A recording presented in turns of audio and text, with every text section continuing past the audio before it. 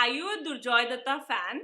Or maybe you're thinking whether you should start reading his books or not. Or maybe you're thinking, what about the books he wrote in the last year, like in 2017? Should I read them? If all of these are your questions, you need to keep watching this video because this is a review about The Boy with a Broken Heart by Durjoy Datta. So without further ado, let's get started with this video. Hi guys, I'm Manpreet and I make book related videos on this channel. If you like books, make sure you subscribe to get a lot of book related videos and recommendations.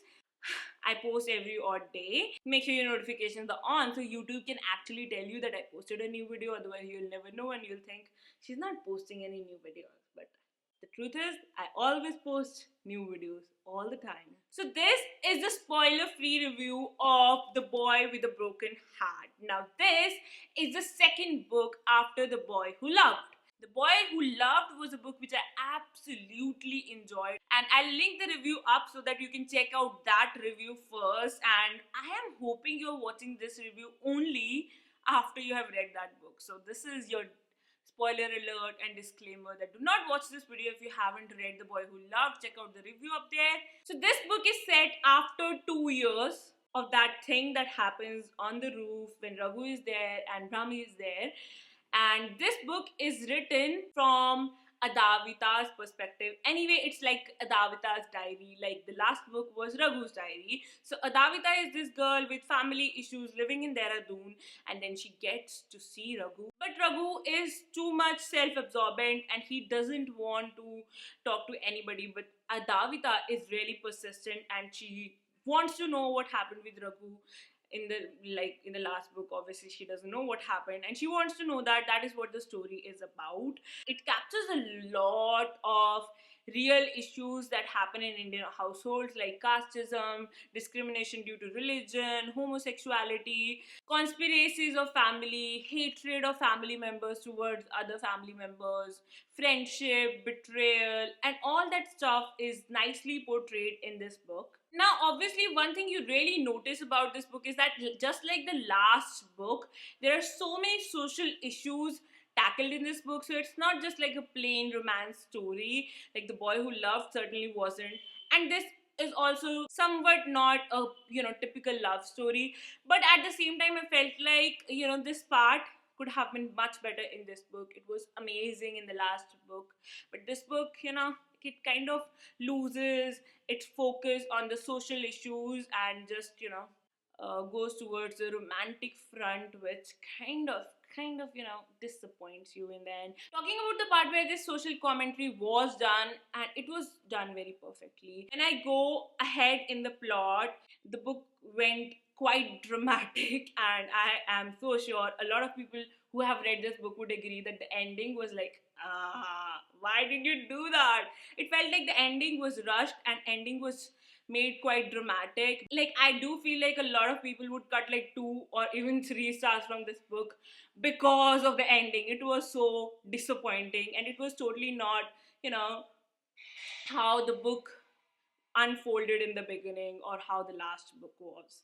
Discussing the writing style in this book, now it's again not as good as The Boy Who Loved. Honestly, The Boy Who Loved had this poetic, sarcastic, amazing writing style. Like it was Raghu's diary and Raghu writes really well in my words. And Davita is like a very simple storyteller. She isn't that fantastic. Like even in this book, there is a part where you read the words of Raghu, okay?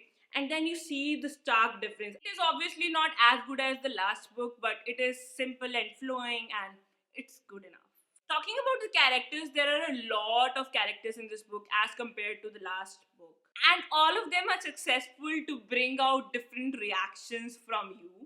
I mean, you feel disgusted at times and sometimes angry.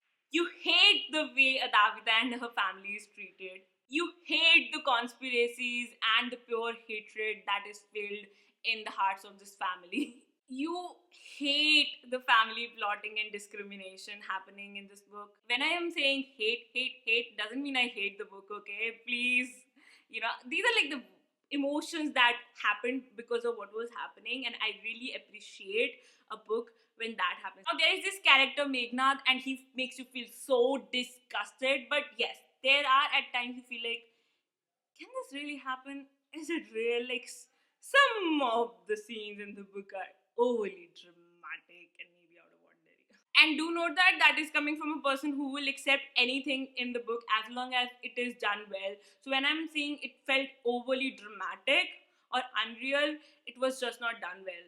In simple words, I would say I loved the beginning part of the book because it was very much, that social commentary which I expected and loved in the last book, and it was also quite nicely done.